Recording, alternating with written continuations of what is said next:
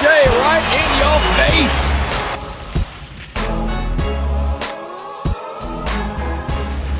Welcome back to the Faedaway podcast, episode number 24.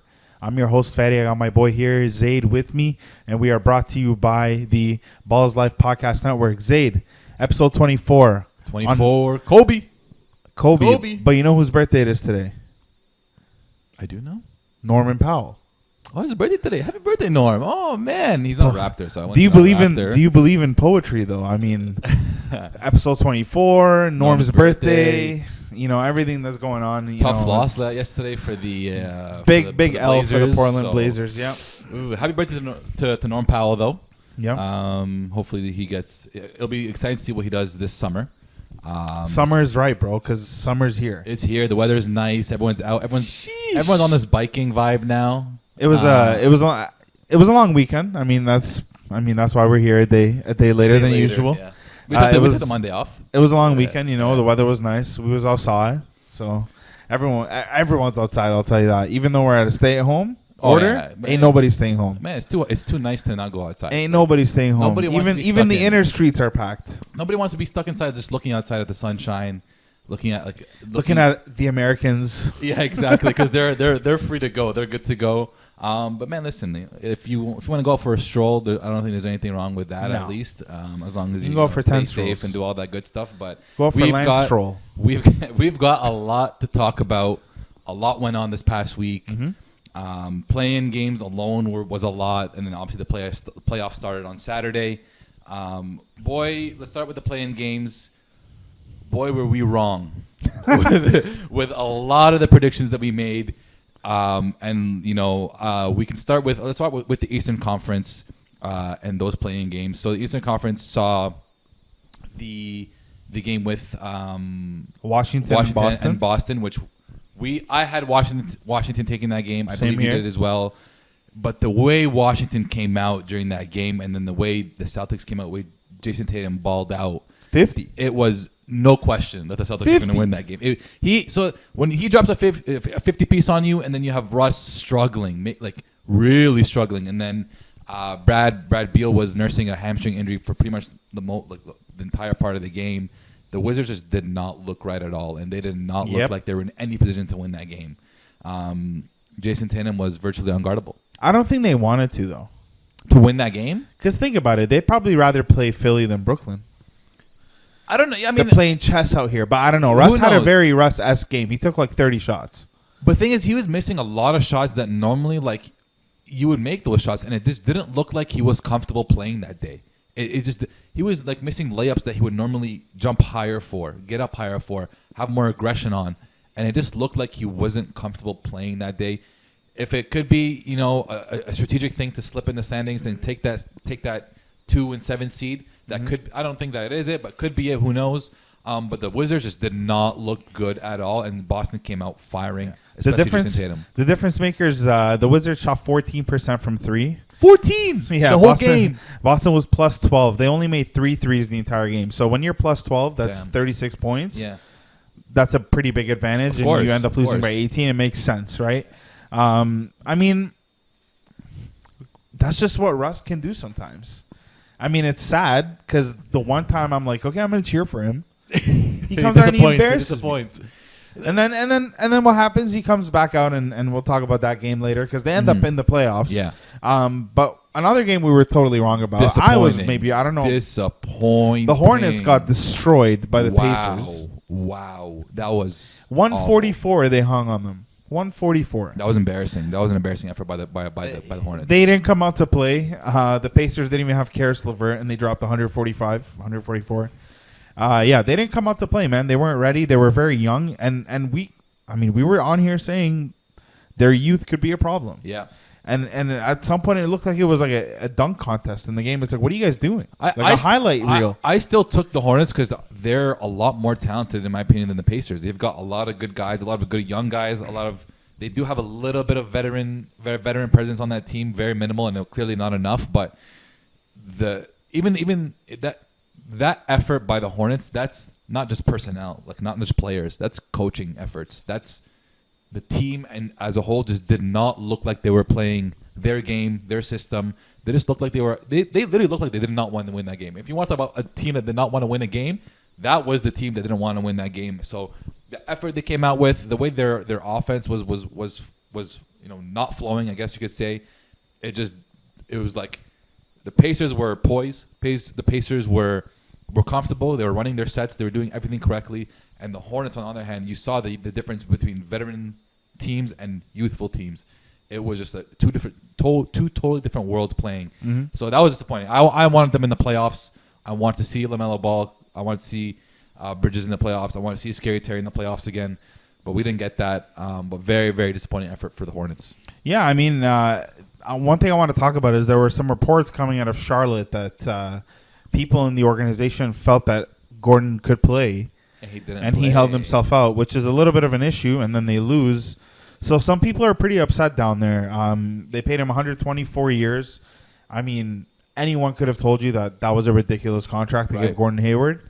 This is who he is. This is what comes with Gordon Hayward. He's pretty much out every postseason. I think he's been out at the last. And I don't even mean to knock him because he's getting hurt. So you can't really do anything about that, right? Like, you miss a whole year, and then everything else happens after that. So you can't blame the guy, but it is, when the team, it gets messy, and we saw it with Kawhi, when the team feels that you're ready to go, but you don't feel that you're ready to go. And they always say, man, trust the player, because you never know. Like, it's his body. The player knows that, it's their body. They know what's going on. But so, I mean, it sucks 100%, but I just don't think those things shouldn't be excuses for teams not coming out and playing well. I get your morale. Oh, for sure. Your morale might be low or whatever, but like no, if that's you're a unacceptable. young team, 144 is unacceptable. This is your first chance at a playoff berth. Like, it's right there for you. Like, you're getting another chance to make the playoffs. They got murked by Mississauga's very own. O'Shea Brissett is I don't know what's going on with he flipped the with switch. young dude. He had 23 23 switch, man. He's 23 and 5. Super athletic, man. He's very, very athletic. Like, very springy, very fast. Yeah. I don't know what part of the scouting report the Raptors missed there when they let him walk, but I feel like we're not really talking enough about that too. Like, you just let this dude walk. A lot of the NBA for Paul Watson. A lot of the NBA depends on timing. It depends on, especially for situation. These it depends on situation. Especially for these guys who are journeymen. It depends. It always depends, right? So, O'Shea was injured for a lot of the time that he was with the Raptors and was on that two-way deal with the Raptors. So it gets tough to evaluate a guy. It gets tough to get. He looks better now, like better shape. He looks great now, and all the power to him. He's playing great. I'm sure if the Raptors could have seen this, they would have kept him instead of Watson. But sometimes you just can't see this because he just doesn't play. He's not in the right situation, not the right fit. So, glad to see him balling out though. Canadian balling out, you always gotta love that. And boy, are there a lot of Canadians balling out, because if you want to go to the West. Actually, no, we're not done with the East yet, right? We got the Washington, because they ended up playing the Pacers, and then Washington took that game. I don't think anyone expected the Pacers to really do anything. They were the 10 seed, or 9 seed. 9. I was surprised they even beat Charlotte. Let alone didn't think that they would come close to beating. That was the Wizards team that I thought we were going to get against the Celtics. Yeah, they hung 142 on them. Exactly. So they looked like they wanted to win that game. Russ was good. Brad was good. Obviously, maybe some rest in between the for his hamstring was good for him. That was a team I thought we were going to see against the Celtics, but you have off nights. It happens. Yeah, for sure. So that means the Celtics grabbed the number 7 seed and the Wizards grabbed the number 8 seed. And that's how the Eastern Conference standings turned out. Let's talk some drama, because the West play-in was very dramatic. Let's start with the 9-10, because I want to talk more Canadians. Mm-hmm. Spurs Grizzlies, my guy. Wow. My newfound second favorite player in the NBA, John Moran. Yeah. And a certain somebody called Dylan Brooks. He needs some credit. He needs Dylan Brooks a lot of credit. Where's he from? Toronto, Mississauga, Brampton? I think he's Mississauga, man, but he's for sure somewhere in I'm not GTA. Sure. GTA. He's the GTA man. GTA's very own. Yeah. Rocked it out, man. 24-7 in that game against the Spurs. Mm-hmm. He played 40 minutes. Excellent defender. Mississauga. Yeah. I love what he's about, because especially now that we know, obviously we've seen the first game in the West, which we'll talk about, but Dylan Brooks is a stud, man. He's a dog. Like, to me, he's like Draymond Green-esque, but better offense. He's known as a scorer. He came into the league. He played when he was playing at Oregon. He was the guy to score. He was the go-to guy for them to put the ball in the bucket. Came on the drafted by the Grizzlies, I believe, and he was still known as a scorer. Wasn't really known as a defender, but he's doing what he has to do to stay in the game and get minutes, and that's what's keeping him alive. And now that he's excelling on both ends, like it looks like even in the playing games when they played against the Warriors, sure, you're not going to really stop Stephen Curry, but you can slow him down in moments. You can really make it difficult for him, and we saw that. It's not on the score sheet. It's on the stat sheet. But you saw Dillon Brooks giving him everything that he had. Yeah.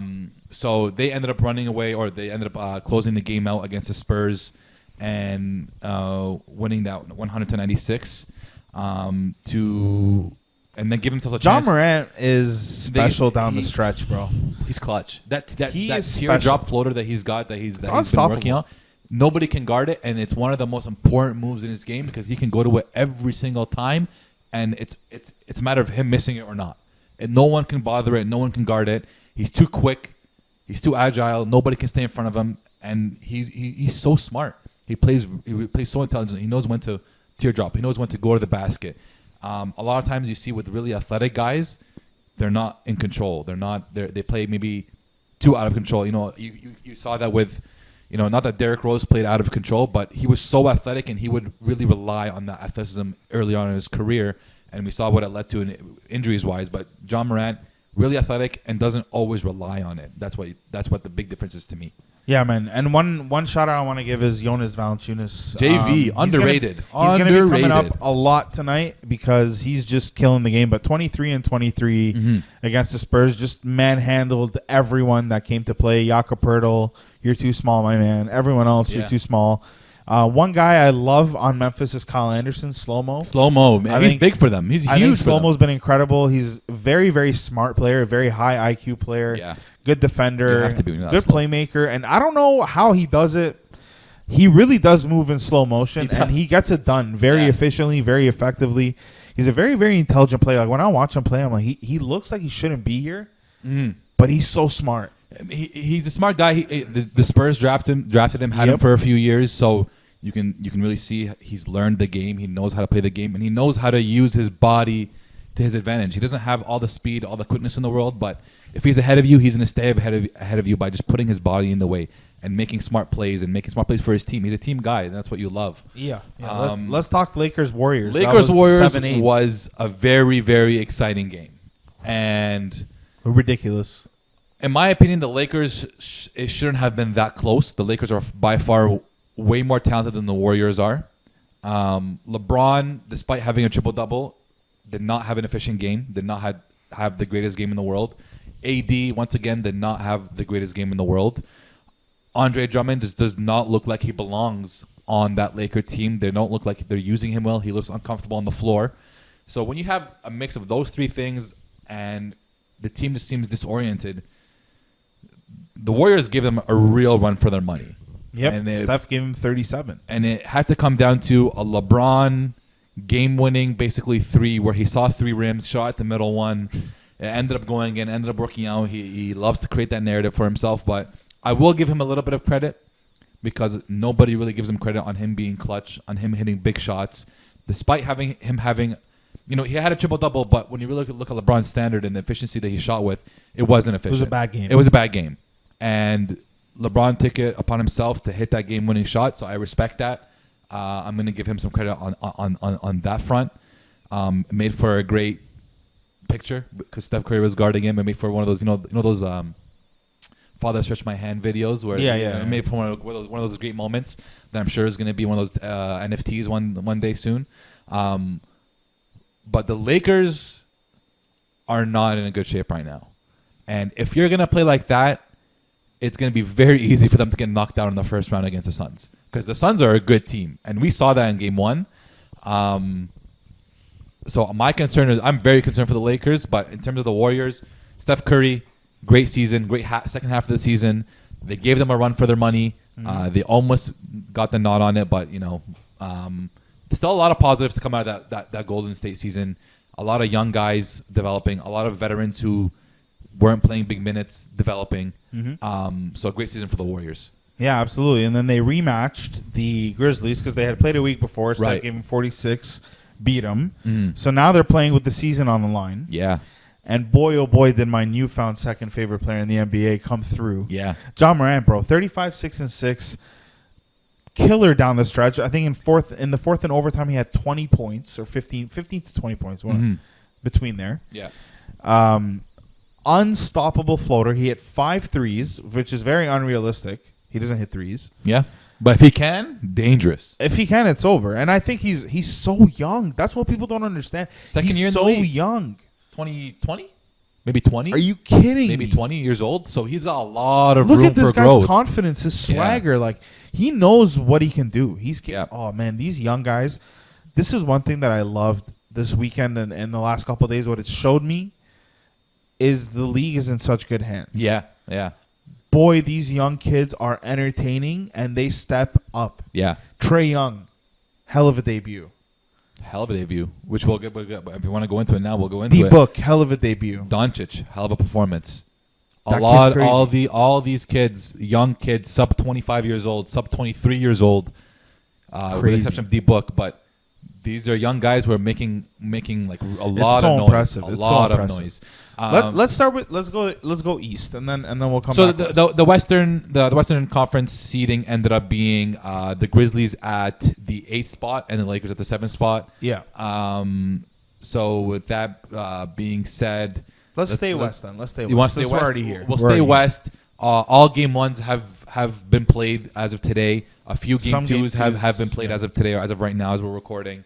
Let's just go down the line and go through the game ones and what we saw and what we didn't like, what we didn't see. I'm going to start with one because I came out here and said something, very very brave, I'll say. And I said the Clippers were going to win against the Mavericks in 5. Buddy, the team that I saw in that game one was not the team that I was betting to win in 5 games because they just didn't look like they wanted to win. Like, KP looked like he wanted it more. Doncic looked like he wanted it more. Brunson looked like he wanted it more. All the personnel in the Mavs looked like they wanted it more. And the Clippers, I said last week as well, if Paul George does not show up in this playoffs, he can never show his face in this league again. Paul George and Kawhi Leonard combined for 2 of 16 in the last 6 minutes of the fourth quarter. 2 of 6 from the free throw line. What happened to Kawhi?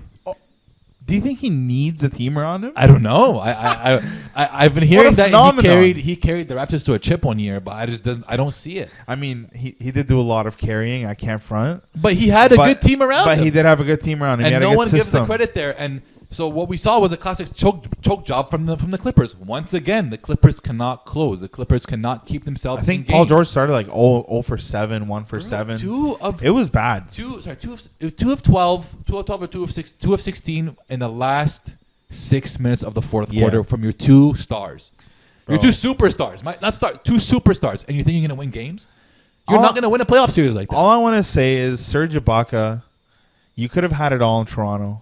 You could have had it all. You could have. And you left. Kawhi Leonard literally could have had it all. He wouldn't have to lift a finger for the rest of his life. Serge left because he didn't like coming off the bench, and now he's coming off the bench. I love that. He played 13 minutes.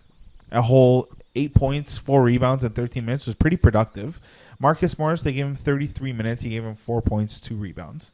They don't. Man, I was convinced. Reggie Jackson, 2 points. I was convinced that I was undervaluing them when I saw them playing at the end of the regular season. When they had Rondo, when they had their full team, they didn't have Serge yet, but they had a good team. They were playing well. They looked good. But then they just show moments where they just don't look like a team. They don't look like they want to play together. And it's... Lucas had 30 points in 4 of his first 7 playoff games. Luka's a god, though, at the same time. Like He's actually embarrassing these guys. I'm not going to give a lot of, hate to the Clippers. They do a classic job of choking every single time. But Doncic... Literally, nobody on that floor 31, could guard 11, him. and 10. Nobody can guard him, and he's fun to watch, man. He does all the right things. He does it entertainingly, and did you see when he got the end one against Pat Bev and he yelled at him? Too small, too effing small. Amazing. I love that. That's what you want to see in a guy like Doncic, who a lot of players, even players that play with him, say he doesn't take the game seriously yet. His body is still out of shape. He's just always playing joking. off of. Always joking. He's playing off of his skill, playing off his raw talent, whatever. The only joke is what he does, what he makes of you. That Dallas team looked great. and the Clippers looked like crap. Timmy Hardaway had a good game. Am I regretting my Clippers in 5? Absolutely. Who knows? Could still happen. Doubt it. I don't think so. If the Clippers end up losing the series, I'm done. I don't even want to hear a breath speak about them about being championship contenders for the next 40 years until they get 2 new generational stars, because these ones are not going to do it for you.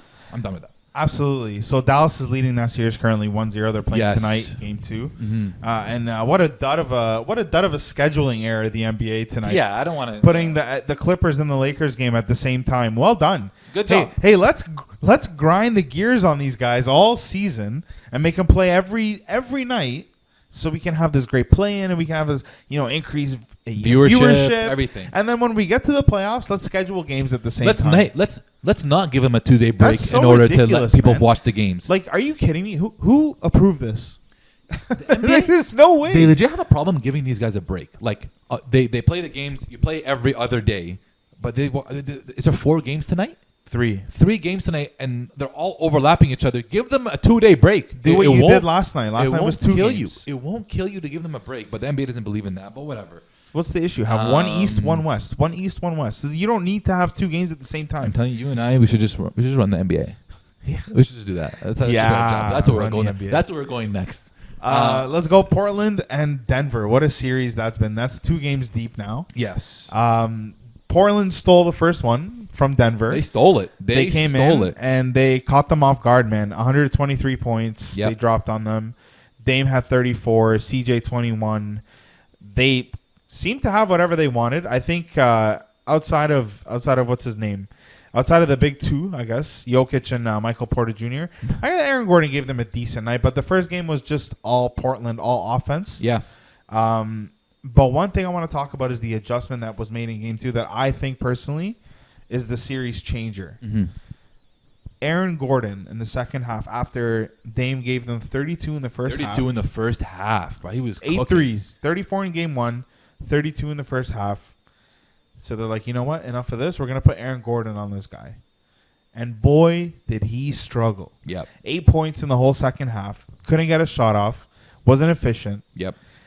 And they won the game. They squeezed it out because at the end of the day, Jokic is going to be Jokic. He gave them 34 and 16 in the first game, even when they lost. Shout out to Mike Malone. That's a huge adjustment to make. It worked. Apparently, Aaron wanted it.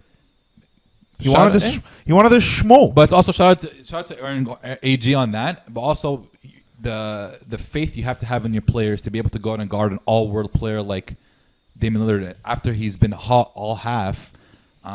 It's impressive. It's impressive on a coaching standpoint. It's impressive from AG standpoint. And that's why they brought a guy like him in there to defend. Remember when he told me he couldn't defend and he couldn't move laterally?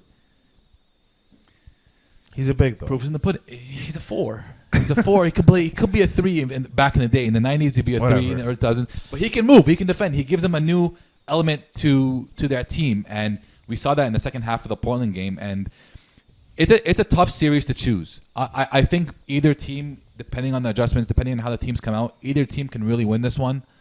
Jokic has been nothing short of stellar. Like the way he just does everything, his mid-range, every good player in the league has a mid-range game, and he's been hitting it all series. You sent me something on Insta about last night's game. The officiating. It was the officiating about last night's game. I tweeted it last time like, yo, these refs suck. I have it. So 58 free throws, 52 fouls, 4 technical fouls, 2 flagrant fouls. Now, the technicals and the flagrants, some of them are ridiculous. Some of them are kind of warranted because you even said on multiple occasions this playoffs has been so chippy. So chippy. Everybody, I love it. The intensity is up there. The matchups are so good. They're so close for the most part. Everyone is playing to win, and you love that kind of effort. You love that kind of that grind. You love that attitude that the players have. There's a lot of calls that the refs look at that's like, yo, dude, it's not that big of a deal. It's just get the game going, get the game flowing. 52 fouls, 52, 58. 52 free throws? Yeah. 54. 54? Or 52. Sorry, 58 free throws, 52 fouls. My fault. 52 fouls? What are you calling? Like touch fouls? Like you let them play a little bit. A lot of them were dumb touch fouls. I'm not going to lie to you. Let them play a little bit. You know everyone is playing with a different server intensity. This is not the regular season. This is the playoffs. Call it a bit more loose. Make it fair. Call it the same way on both ends, but you don't need 52 fouls to ruin a game. But with that being said, it's still a tough series to determine. Portland did the right thing. They stole one at home, away on the road. They're winning right now. They gotta take care of business at home. Exactly. I can see this one going either way. My original pick was Portland. I think yours might have been the same. So it'll be really interesting to see how that turns. That's one that you really got to watch out. Yeah, I'm curious to see, and I'm curious to see what adjustments Stotts throws at that adjustment. Because exactly, at the end of the day, that's what the playoffs is about. You got to adjust to the adjustment, to the adjustment, to the adjustment. And whoever adjusts better and more wins. Exactly. That's all it is. It's all it is. Let's go 1-8, Utah and Memphis. I love this series, ladies and gentlemen. This is a great series. So, backstory. Donovan Mitchell felt ready. Yes. Felt prepared. Mm-hmm. Medical team said, nah. You're not playing, bro. You ain't it. You ain't playing tonight, bro. And he was not happy about it. He took exception to that. He was very upset after they lost.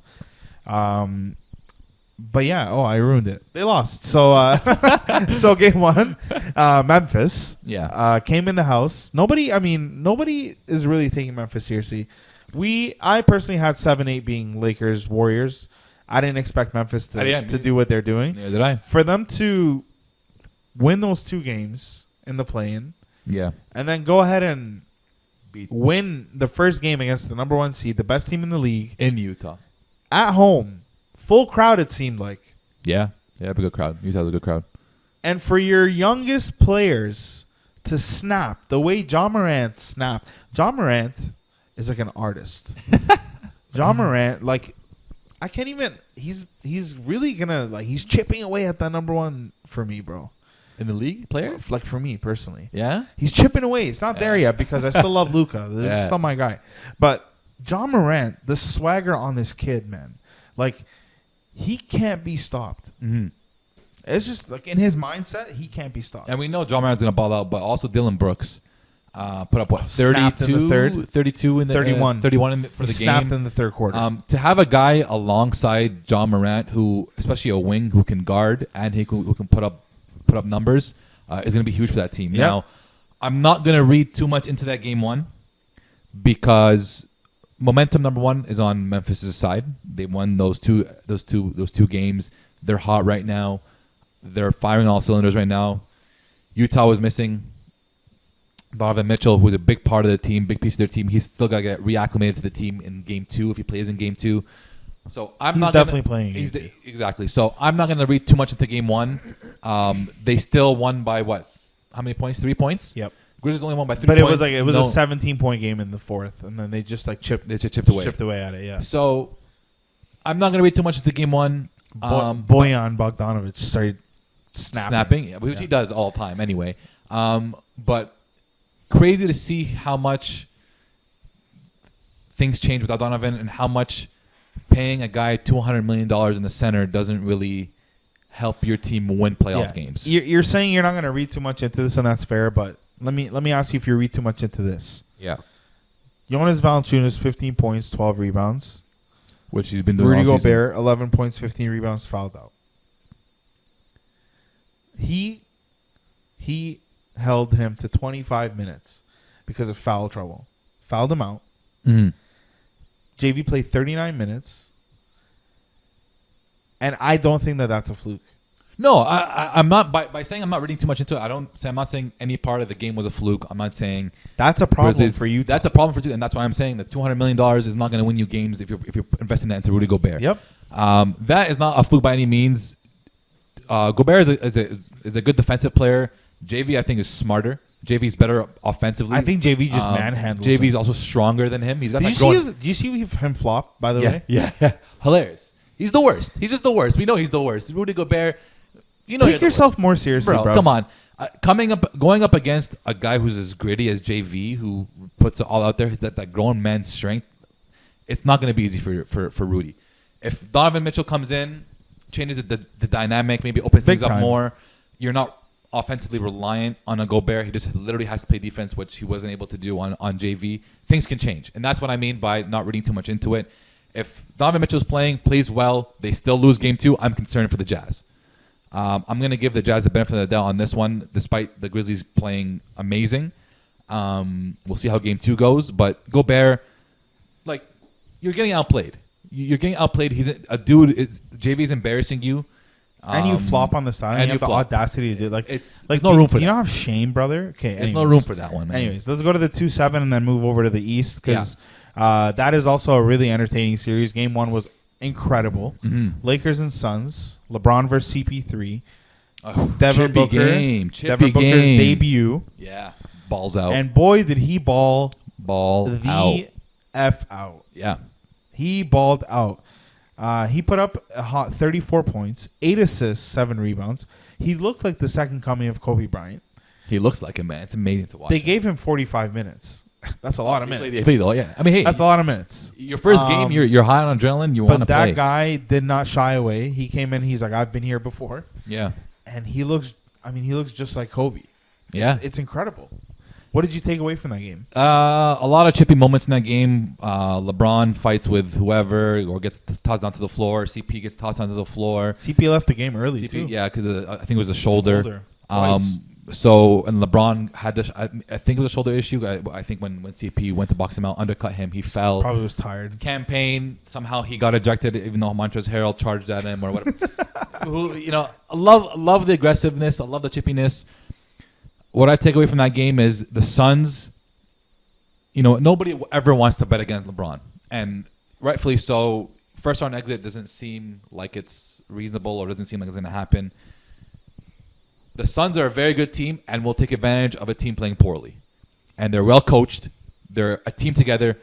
I'm gonna let you talk about this more after I finish because you brought it up with the Ayton and AD matchup. The Lakers do not look good. No. And if they're going to play this way, and I think I told you this yesterday, or 2 days ago, I was like, it's so feasible for the Suns to win in 6, the Suns to win in 5 if they're going to win this way, if they're going to play this way. The Lakers don't look good at all. They don't look like a team. AD is getting outplayed by Ayton. LeBron, not efficient. The team does not look good. Drummond just doesn't look comfortable. It's concerning. Mm-hmm. I'm going to let you talk about the AD and Ayton matchup because Anthony Davis got outplayed. Did he ever? Let's call it what it is. AD did not look comfortable and has not been looking comfortable for a long time. So the last time that these two played each other about a month ago, AD put up 42 and 12.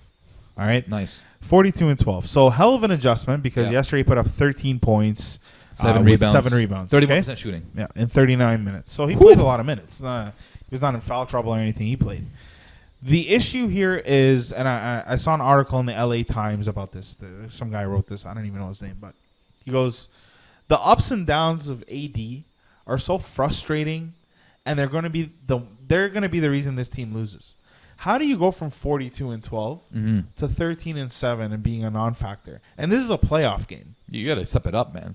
That is unacceptable. DeAndre Ayton had in his playoff debut. He's like second year in the league, 21 and 16, 91% shooting. 91%. That's shooting. incredible. That's incredible. Like, bro, you can't ask for more than that, and then you defend on the other end the way that you did. Yeah. And let's talk this AD thing, the Drummond thing. Hey, Vogel, you have Gasol on your bench. He's not a dud. I mean, he's a dud if you want him to score. But you don't need him to score. He can provide some good minutes. He can provide spacing. He can provide IQ. He can provide passing. He can provide get the hell out of my way because I'm AD. Yeah. Which Drummond just doesn't have the spatial awareness to do. He's never played with a guy like that. Drummond has always been the 5, the go chase after it. Go on the the block. paint is yours kind of thing. On the block, yeah. And I don't know what it's going to take for him to try Gasol. Like, did he forget that Gasol won a chip 2 years ago? I don't know, but I couldn't care less because Suns. I'm all for it, bro. I don't mind the Suns winning at all. I'm all for it. So if the Lakers keep playing like this, they're not going to make it past the first round. And LeBron, like 18 points. But hey, listen. Before we get too ahead of ourselves, last year the Lakers lost all game ones. Yeah. LeBron was feeling it out, seeing how his opponents played. So we'll see what kind of adjustments they played. These guys are champions. Yeah. So we'll see. We'll see how it goes. That's what I'm saying. If you keep playing like this, it's not going to go well. And you've been playing like this for a few games now. For a few weeks now, you've been playing inconsistent, sluggish, kind of championship hangover basketball. They squeezed it out over the Warriors. Exactly. And I'm not sure they would have beat Memphis. I mean, with the grit they're playing with, who knows? So obviously, if they play like the Lakers, I'm pretty confident that they can win the series. But if you play the way you've been playing in the last month, it's not going to look good. It's not going to be a good time for them. So that's one you have to watch out as well. Once again, you don't read too much into the game one. It's concerning, but you got to see how they adjust and how they come out in game two and going forward. All right, let's talk some East. So we'll knock the first easy one out of the way. Nets Celtics. I mean, yeah. What are you gonna do? What are you gonna do? We watched that game, and it is a lot of ISO basketball. Unfortunately, it's not great basketball, but it's my turn basketball. It's one possession Kyrie, one possession James, one possession KD. And it's a beautiful thing to watch if you like highlights. It's not a beautiful thing if you like good basketball. At the end of the day, it wins games for them because they're so too much more talented than they're another team. Disrespecting the game of basketball, man. I'm sorry. That's not good basketball. It's not team basketball. It's not enjoyable to watch. I would hate being their teammates. Yeah, but you know your role. Like that, it is what it is. We can't, if they've got the personnel to do it, they can do it.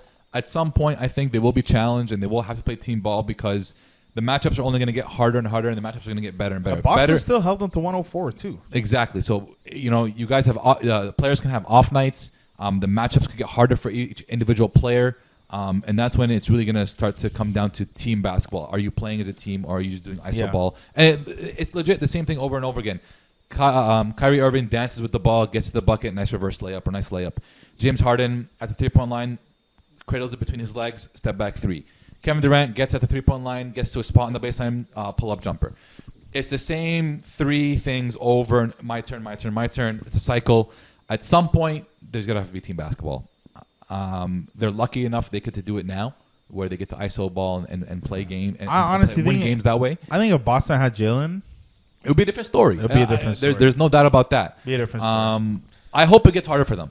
I would love to see them panic and see how they react in situations where they're not comfortable and try to play as a team. In this case, it's a 4 or 5 game series, and they're going to play iso ball throughout the whole thing. So, yeah, I mean, I think Boston could maybe squeeze into game 6, but it's going to be one of those like Toronto-Cleveland 6-game series where Brooklyn's going to win, or you know LeBron's going to win the series, but it just goes to 6 games somehow. 1-8 Wizards and Philly. Love that matchup. I love the matchup. It's a great and I matchup. thought the Wizards gave them a run for their money in that game 1. Yeah, and listen, the Wizards team, if they're firing on all cylinders, and only if they're firing on all cylinders, could steal a few games, and they could maybe win the series. I'm not going to put my money on it if I'm betting, but when the Wizards play well, they play really well, and they play well together. But as we've seen throughout the season, if they don't play well, tough. If one of them doesn't play well, tough. They don't have enough talent. They don't have enough unity on that team to win the series. So, for me, the Sixers should have no problem handling that series. You love the drama between Westbrook and Embiid in the past. Currently, and Beal and Embiid are getting into it. Exactly. So you love that drama. You love to see it. It should be a no-brainer. 76ers win, in my opinion. Yeah, I mean, what's his name? Tobias Harris had a huge game 1. Career high, I think, in the playoffs. It might have been. Could have been. I'm not sure. And what's his name? Ben Simmons, 15 rebounds, 15 assists. Joel Embiid, 30. Tobias, 37. Like, it's a lot of offense. Yeah. No defense. And then no defense by the Wizards. Brad snapped 33, 10, and 6. But other than that, nobody even hit the 20s. Exactly. Russ hit 16 points. So, I mean, it's tough. It's going to be tough. They have too much firepower for Washington, ultimately. Yeah. If Westbrook can maybe give you 40-point triple-doubles for the rest of the series, then you might stand a chance. Because they ended up only losing by 7, but it's just a lot of offense. And I don't think Washington's got the defense for it. Exactly. So I'm not I think everyone knows where that one's going to go. But still fun, still entertaining. It's going to be a gritty 4-game series. Yeah. Maybe 5. What's next here? The 3... the 3 and the 6 seed. Who's the 3 and the 6? Milwaukee and Miami. That's a 2-game. 2 games have gone by, and man, were we wrong about this one. Stressing. Yeah. I'm stressing about that one. I didn't read too much into game 1 because game 1 took a Chris Middleton, very beautiful mid-range elbow jump shot to win the game. By the way, Chris Middleton is a star. He's a dog. Always comes up clutch in late game moments. I don't think he's underrated severely. I do think his contribution to that team, Giannis obviously gets all the praise for that team, but Chris Middleton sometimes really takes them over the edge and really takes them there because Giannis can't hit a shot like that to win the game, not let alone hit a shot like that. So a lot of credit goes to Chris. Great shot for to win that game one. Game two, ugly blowout. A lot of onus on those two games is going to Jimmy Butler. Yeah, I just the Heat are looking like the Heat do not look good. Tyler Hero is pretty much useless. Let me tell you a little fun stats for those two games. Jimmy Butler over those two games, 13.5 points, shooting 25% from the field and 22.2% from the 3-point line, a minus 42 worst on the team. Now, despite the stats, I don't care about the stats. You can shoot poorly. You can have off nights. You don't have to shoot well. What are you doing? What else are you doing on the court that is contributing to your team? And usually not stopping Giannis. And usually Jimmy is very good at finding what he can do to help his team. All I saw in those first two games was Jimmy deferring to other guys to score. When they needed a bucket, especially when they needed a three, Jimmy would bring the ball up and have either Tyler Hero or Duncan run off screens, even Dragic run off screens and shoot threes. That's not what I want to see. If you're telling me before the series I'm locked in as F or I'm really locked in, I want to see you locked in. I've never seen Jimmy Butler defer to guys and trust guys this much in his career. Mm-hmm. Why are you doing it now? Right? So a bit concerned for the Heat. Are they supposed to win those two games? No, they're not. They're on the road. They're not supposed to win those two games. They need to steal one for sure. I just don't understand the regression from game one to game two. Huge regression. I don't get it either. It made no sense. It's like you still played like crap, and you went to overtime, yeah, and then now you lost by 30. They weren't hitting shots. They weren't knocking down shots. They didn't come out firing. The Bucks their demeanor. They want it. They're offended from last year. They got something to prove. The Heat aren't coming out with that same sort of intensity. They're not stopping Giannis like they have planned before. So it's concerning for the Heat. Boy, were we wrong, like you said. The Bucks came out. It's looking like it's going to go to 5 or 6 games. In the Bucks' favor. Disappointed though. Yep. Disappointed in the Heat in the effort for the Heat and Jimmy Butler. I did not expect this from Jimmy. Yeah, no, 100%. He doesn't look motivated. He kind of looks like the. And you know what's funny? Because there were, I think it was Shams that released a report saying that there's tension in the locker room between coaches and Jimmy. And then Jimmy's agent retweeted being like, "You're stupid. You're thirst trapping. You're this, that. You're whatever." Being like, "No, this isn't true." And then now he's kind of looking like sluggish, and it's kind of weird. And it doesn't look right. Something's off. It looks off a little bit over there in Miami, but nonetheless. That's the way she goes, and that's the way she goes sometimes, unfortunately. Yeah. But let's go to the last matchup, 4-5, Atlanta and New York. And, man, what a game one. Trae Young with a hell of a debut. Mm-hmm. Hell of a debut, 32, 10, and 7. Stat sheet stuffer. Yeah. Game winner. Yes, game-winning floater. And so looking real quiet. Sounding real quiet in here. Some along those lines with expletives. It's quiet as F. It's quiet as F in here. Yeah. And Julius Randle, man, with a dud. 6 of 23.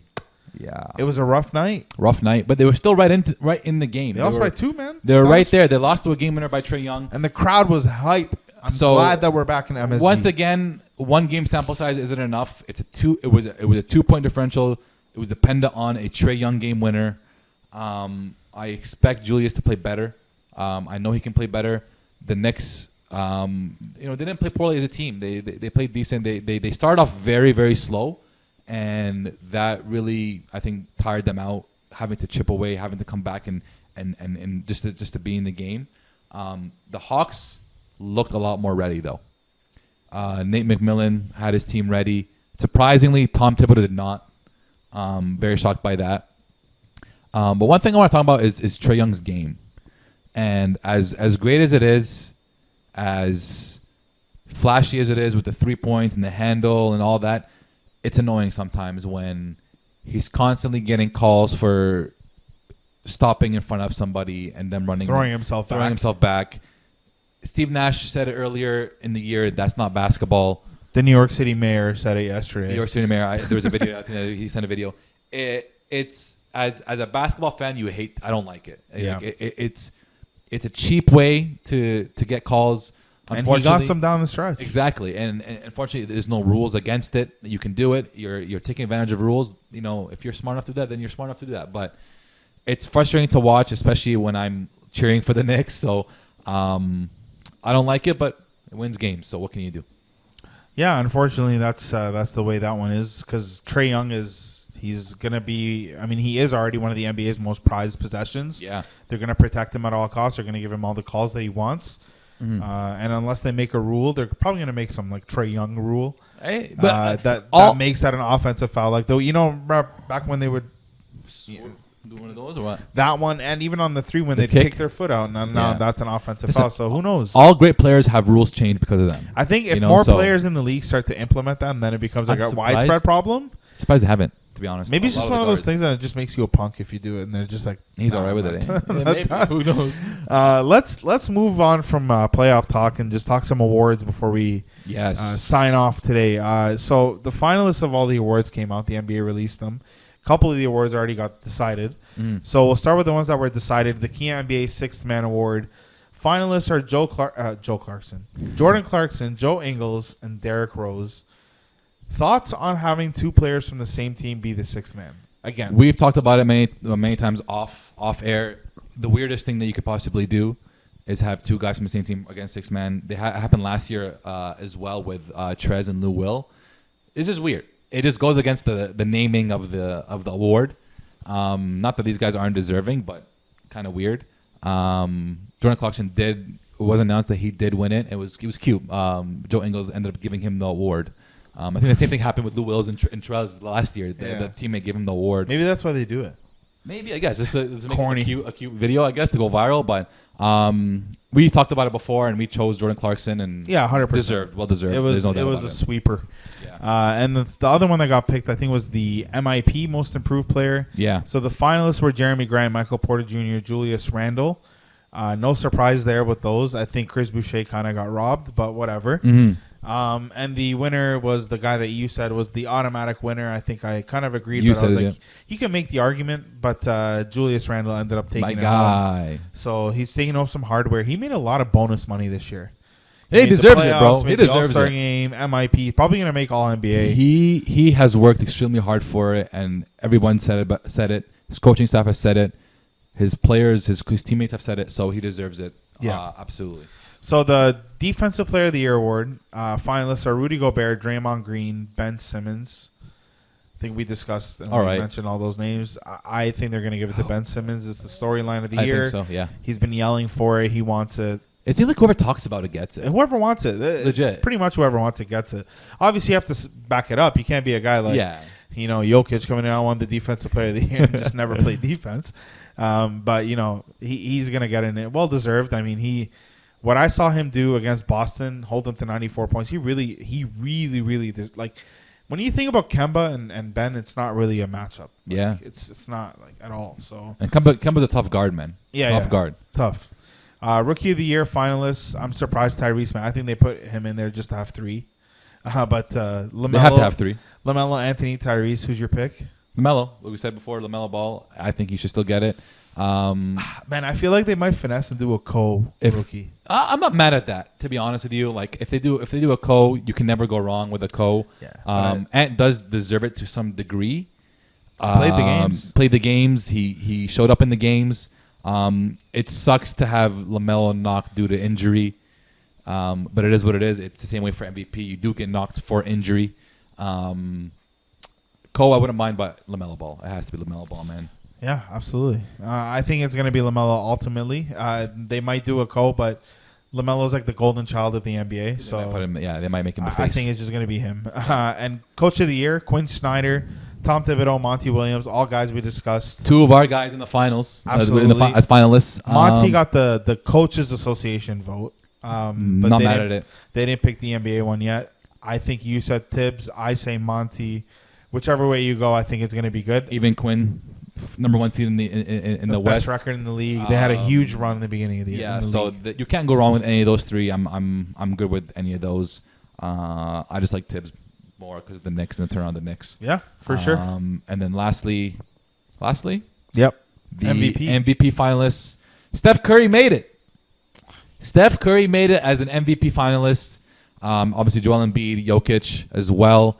My vote still goes to Jokic. Steph Curry, as great as he was, and I'm not going to hide that fact, he was averaging 37 points in the second half of the season. For an MVP award, you got to play, number one, the full season, or the majority of the season, and you have to play the same way. He did play a lot, though. The he majority. Played 61 games. But no, I'm not talking about playing, like the number of games, but the way you show out and you show up. Not that he didn't show up, but you also have to reward winning, and you didn't win. You started winning the second half of the season. Yeah. You picked it up the second half of the season. You made the play-in, didn't make it to the playoffs. Not that the playoffs matter in this case, but there's more deserving guys on an all-around basis. That's just my thing. I don't hate it. Jokic, Embiid, Steph. My vote is Jokic. Your vote is Jokic. And I love it. Jokic, seeing him yesterday too. You hear him say, he's like, I don't know why anyone would want to be a ref. Yeah? Yeah, after the game, he's like, because it was a terrible game. Ref, yeah. He's like, I don't know why anyone wants to do this job. Like, you just get yelled at. You have to, like, it's an awful not job. make any mistakes. And I'll sometimes yell at them. I hated reffing 10-year-olds. Yeah. I can only imagine what these refs go through. Playoffs. And the Millions media on the line. The media, the players, the coaches, the owners, the fans, everyone is against them. Legitimately, everybody's against them. Definitely a tough job to have. Yeah. But 52 fouls in one game, I don't know, bro. Yeah, I don't know. Yeah, I know. Today is also, before we end it off, today's the anniversary of the Raptors beating the Bucks in the conference finals. Let's go. And advancing to the NBA finals. So shout outs to the good old days. Yeah. You know where to find us, ladies and gentlemen. Google Podcasts, Apple Podcasts, Spotify, YouTube, Facebook, wherever you find any social media, you can find us. Follow us, subscribe, listen to our stuff. We know what we're talking about. And we hope to come at you for the next episode. And shout out to the Balls Live Podcast Network. Cheers, ladies.